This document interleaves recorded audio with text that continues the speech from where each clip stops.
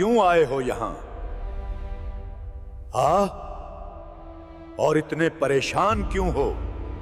मुर्शिद, हम बहुत परेशान हैं। आपके चैनल से कुछ लोग बगैर इजाजत उंगलियात लेकर हमें परेशान करते हैं। उसने भी इजाजत के बगैर उंगलियात किए, उसे उसकी सजा जरूर मिलेगी। ये मेरा हुक्म है। जाओ और ऐसे तमाम लोगों के अमल जाया कर दो और उन्हें पकड़कर जैसा हुक्म मेरे मुर्शिद।